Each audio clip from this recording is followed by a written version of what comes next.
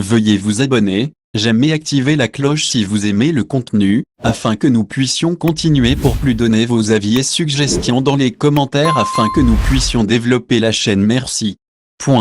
Rabat est la capitale du Maroc. Il est situé dans la région de Rabat Salé Kenitra, avec une population de 572 717, selon le recensement de 2014. Il est situé sur la côte de l'océan Atlantique et sur la rive gauche de l'embouchure du fleuve Bouregrag, qui le sépare de la ville de Salé.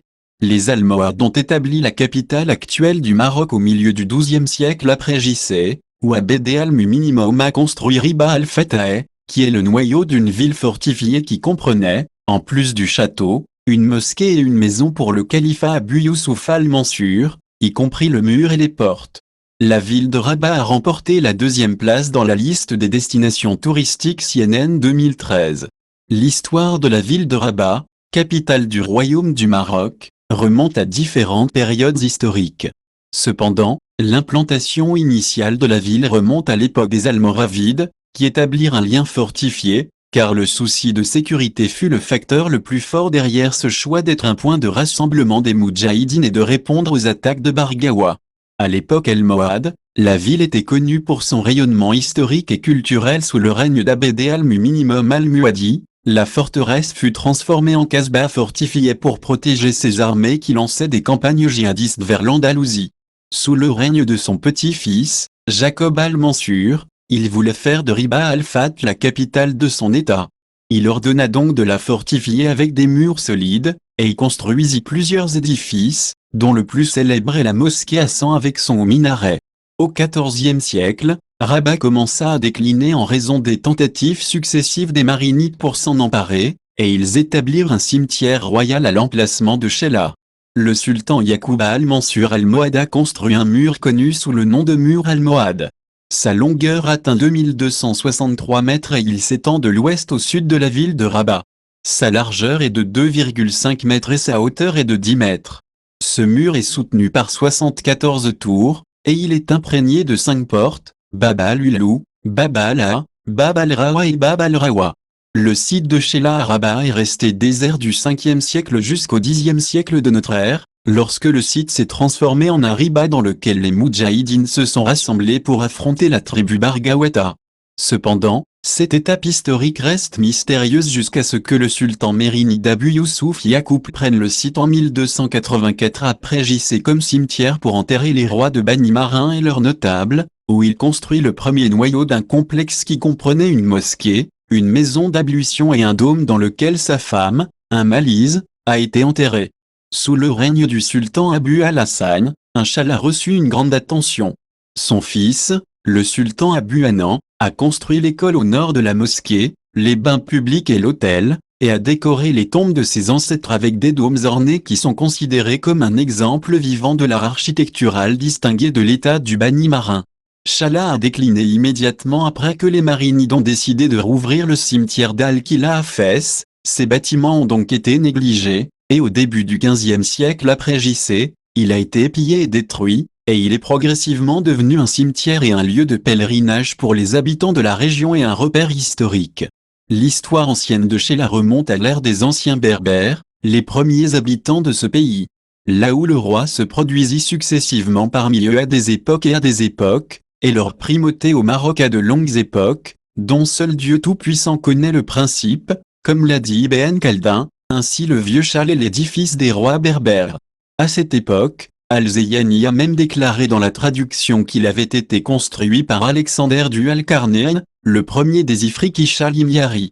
Il est entré au Maroc et a été le premier à y introduire les Berbères, et il a été dit que l'histoire ancienne de Chella remonte à l'ère des Phéniciens carthaginois, dont l'histoire s'est avérée être l'un des centres les plus importants de l'histoire.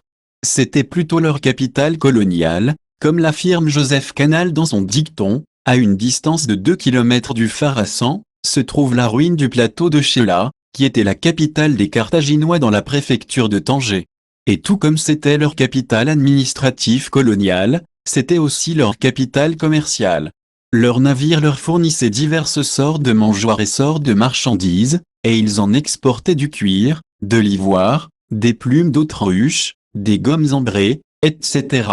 même les éléphants que les Phéniciens utilisaient dans leur guerre, comme l'indique Abelin dans son histoire. Et quand l'État désignait aux Romains le Maroc, c'était l'une des colonies les plus importantes qu'ils colonisaient, comme Volubilis, et Tanger, et on leur attribuait en raison des multiples édifices et monuments divers qu'ils créaient à l'intérieur île. Et cela a continué pendant 500 ans jusqu'à ce que les Vandales Cautions viennent s'emparer des côtes africaines et ravagent les villes romaines et leurs colonies. C'était donc un total de ce qu'ils ont ruiné, comme l'a déclaré Lion l'Africain. Cela est dû à l'histoire ancienne de Sheila. Au XIVe siècle de notre ère, plus précisément en 1339, le site était entouré d'un mur à 5 côtés soutenu par 20 tours carrées et 3 portes. Quant au site, 4 ensembles architecturaux indépendants et intégrés ont été construits, qui incarnent toute la grandeur du cimetière de Sheila et son statut à l'époque mérinide. Dans l'angle ouest du site, s'élèvent les vestiges de la bataille qui abritait pèlerins et visiteurs. En partie basse, les vestiges de la nécropole mérinide connue sous le nom de Kaloua, qui comprend une mosquée et un groupe de dômes dont le plus important est le dôme du sultan Abi al-Hassan et de son épouse Shamal Dua, et le École, dont le minaret, couvert d'ornementations géométriques entrelacées et intégrées de ses éliges travaillées, reste un modèle authentique de l'architecture marocaine du XIVe siècle. Du côté sud-est du site, il y a la salle de bain, qui se distingue par ses dômes. Le demi-cercle, qui embrasse 4 salles parallèles, la première est pour s'habiller, la seconde est froide, la troisième est chaude, et la quatrième est plus chaude.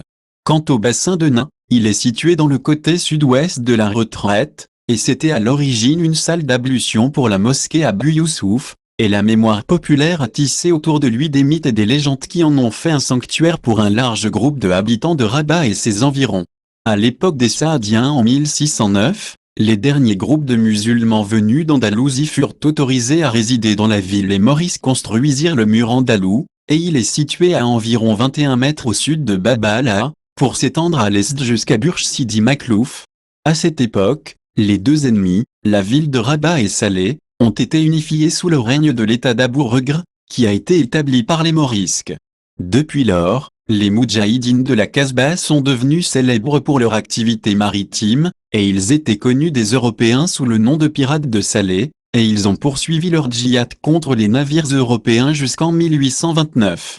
En 1912, il est devenu le quartier général des Français. Résident général, et après l'indépendance, elle est restée la capitale du Maroc.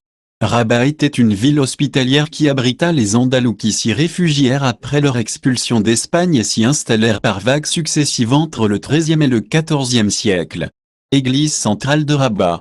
La première de ces vagues est venue en 1239 et comprenait des immigrants de Valence et d'autres parties de l'Andalousie. Dans la dernière vague, des milliers de Morisques, qui ont été expulsés par décision du roi Philippe III en 1609, sont arrivés et se sont installés dans la Casbah des Oudéas et construit la ville actuelle, et ils conservent encore leurs beaux-arts et leur artisanat, et certaines familles sont encore surnommées aujourd'hui, elles témoignent de son origine andalouse, comme les Maléans, Tridano, Balamino, Pérou, Vangerot et Bercache de la famille Omeyyade, dont l'origine est des nobles d'Espagne, et Balafri et Ibn Amer, la famille d'origine Ansari, et d'autres.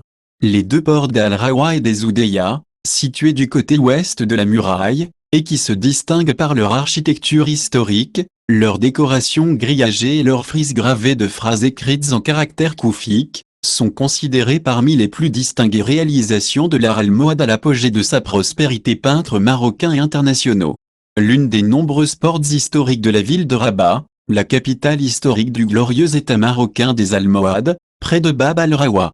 Il faut également souligner l'état des ruines de l'immense mosquée Hassan, qui s'étend sur une superficie de 2,5 hectares. La mosquée est restée inachevée, et son célèbre minaret est encore un témoin vivant du plus grand projet urbain. Cela a été fait par les Almohades.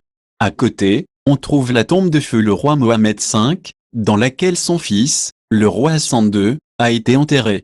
La Casbah des Oudéas était à l'origine un château fort, qui fut construit par les Almoravides pour combattre les tribus Bargaouatia, et son importance s'accrut sous le règne des Almohades, qui en firent un lien à l'embouchure de la vallée du Bourregrac pour lancer des campagnes militaires contre les Espagnols et la Plaine Ahmadiyya. Après les Almohades, elle fut délaissée jusqu'à ce qu'elle soit colonisée par les Morisques venus d'Andalousie, qui la fit revivre en la fortifiant d'enceintes fortifiées et en faisant le siège de l'état historique du Bourg-Gras. À l'époque alaouite, la Casbah des Oudeyas a subi plusieurs changements et réformes entre 1757 et 1789, ainsi qu'entre 1790 et 1792. Ce site a connu une histoire diverse et distinguée, qui se manifeste notamment dans les édifices qui composent la Casbah des Oudeyas.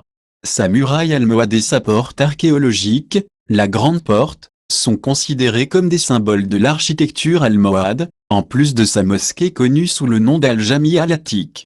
Quant aux installations supérieures, elles sont évidentes dans les murs Rachidiyya, le palais Amiri, qui est situé à l'ouest, ainsi que son installation militaire, comme la tour Sakala. Un châle est resté désert du 5e siècle jusqu'au 10e siècle de notre ère, lorsque le site s'est transformé en riba dans lequel les Moudjahidines se rassemblent pour affronter la tribu Bargaweta, mais cette étape historique reste mystérieuse jusqu'à ce que le sultan mérinide Abu Youssouf Yacoub prenne l'année 1284 après JC du site comme cimetière pour enterrer les rois et les notables des Marinites, où il a construit le premier noyau du complexe. Il comprenait une mosquée, une maison d'ablution et un dôme dans lequel sa femme Malaise a été enterrée. J'ai reçu un châle sous le règne du sultan Abu al-Hassan avec beaucoup d'intérêt. Quant à son fils, le sultan Abou Anan, il a achevé le projet. Il a construit l'école au nord de la mosquée, les bains publics et l'autel, et a décoré les tombes de ses ancêtres avec des dômes ornés, qui sont considérés comme un exemple vivant de la distinction architecture de l'état du Bani marin. Chala s'est retiré immédiatement après la décision des Marinides de rouvrir le cimetière d'Al-Qila à Fès. Ces bâtiments ont donc été négligés, et même au début du XVe siècle après JC, il a été soumis à des pillages et des destructions afin de préserver son ancien sainteté et vivre grâce aux souvenirs de son histoire ancienne en marge de la ville de Riba al-Fat. Au XIVe siècle après JC 1339, le site était entouré d'un mur à 5 côtés soutenu par 20 tours carrées et 3 portes, dont la plus grande et la plus belle est la décoration et l'architecture de la porte principale du site en face du mur almohade de Riba al-Fat. Au sein du site, 4 groupes architecturaux indépendants et intégrés ont été construits, qui incarnent tout la grandeur et le statut du cimetière de Chala à l'époque mérinide. Dans l'angle ouest du site, s'élèvent les vestiges de la bataille qui abritait pèlerins et visiteurs, et dans la partie inférieure, les vestiges du cimetière marinide connu sous le nom de Kalwa, qui comprend une mosquée et un groupe de dômes, le plus important dont le dôme du sultan Abi al-Hassan et de son épouse Sham al-Dua, et l'école dont le minaret reste recouvert d'un décor géométrique entrelacé et intégré et ses éliges élaborés comme modèle authentique et original pour l'architecture marocaine du 4e-10e siècle. Sur le côté sud-est du site, se trouve le hammam, caractérisé par son dôme semi-circulaire, qui embrasse 4 salles parallèles. La première est destinée à l'habillage, la seconde est froide, la troisième est tiède et la quatrième est plus chaude. Quant au bassin de Nain, il est situé dans le côté sud-ouest de la retraite, et c'était à l'origine une salle d'ablution pour la mosquée Abu Youssouf, et la mémoire populaire a tissé autour de lui des mythes et des légendes qui en ont fait un sanctuaire pour un large groupe de habitants de Rabat et ses environs. Extrait du site du ministère marocain de la Culture. Ce mur a été construit par le sultan Yacouba al-Mansur al-Moha, avec une longueur de 2263 mètres, et il s'étend de l'ouest au sud de la ville de Rabat, et sa largeur est de 2,5 mètres et sa hauteur est de 10 mètres soutenue par 74 tours, et il est imprégné de 5 immenses portes. La mosquée Hassan et la tour Hassan, l'un des monuments les plus importants de Rabat, c'est l'un des bâtiments historiques distingués de la ville de Rabat, sur lequel se trouve un zone d'activité. Il a été construit par le sultan Yacouba al-Mansur al-Moha, et il était considéré comme l'une des plus grandes mosquées de son époque. Cependant, ce projet ambitieux a été arrêté après sa mort en 1199 après JC, et il a également été soumis à l'extinction en raison du tremblement de terre qui l'a frappé en 1755 après JC. Ces effets témoignent de l'étendue du bâtiment d'origine de la mosquée, puisqu'elle mesure 180 mètres de long et 140 mètres de large. Le silo, qui est l'une des 3 sœurs du silo de la Koutoubia à Marrakech, et de la Giralda à Séville, témoigne de la présence et l'ampleur de la mosquée. De forme carrée et la haute, atteignant 44 mètres de haut, son intérieur torsadé mène au sommet du silo et traverse 6 salles qui forment des strates. Ces 4 façades sont décorées de divers motifs et inscriptions sur pierre sculptée, dans le style andalou marocain du XIIe siècle. La grotte de Dar al-Sultan est située au sud de Rabat sur la côte atlantique. Les strates du site ont montré la présence de niveaux remontant aux périodes suivantes, le Paléolithique supérieur puis la période Étrie. Cette grotte est d'une grande importance, car on y a trouvé en 1975 les restes d'un crâne humain datant de la période des Attérides. Ces restes sont d'Homo sapiens avec quelques traits crâniens primitifs. Ce site est situé à 30 km de Rabat, et c'est un cimetière qui a été découvert en 1980. Les fouilles incendiaires qui ont été menées en 1982 ont abouti à des résultats importants liés à l'ère néolithique, où des restes humains et un ensemble de découvertes archéologiques extrêmement importantes ont été découverts, des poses en céramique, des ustensiles d'ivoire et des ornements d'ivoire. La période historique à laquelle appartient ce cimetière est l'ère néolithique dans ses phases moyennes et modernes, qui remonte à environ 3800 av.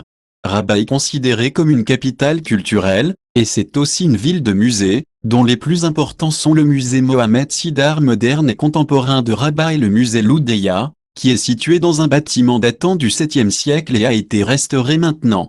Et quelques manuscrits de l'époque des Almohades sur la rive du fleuve. Le musée du folklore est situé en face du complexe des industries traditionnelles, où les artisans peuvent être contemplés pendant leur travail. Le musée de l'histoire et des civilisations est situé dans la ville moderne, et elle offre aux visiteurs des échantillons de pièces datant de l'époque préhistorique, et d'autres de l'époque. La cité intermédiaire islamique comprend un certain nombre d'écoles spécialisées dans la formation des cadres supérieurs, l'école d'ingénieurs Mohamedia, l'Institut Hassan II d'agriculture et des sciences vétérinaires, et l'université Mohamed V.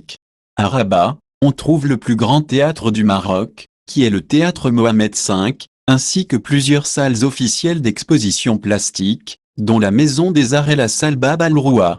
Dans le secteur indépendant, Appartement 22 est l'un des espaces d'art les plus en vue et présente des artistes marocains et internationaux. Veuillez vous abonner, j'aime et activer la cloche si vous aimez le contenu, afin que nous puissions continuer. Pour plus donner vos avis et suggestions dans les commentaires afin que nous puissions développer la chaîne. Merci.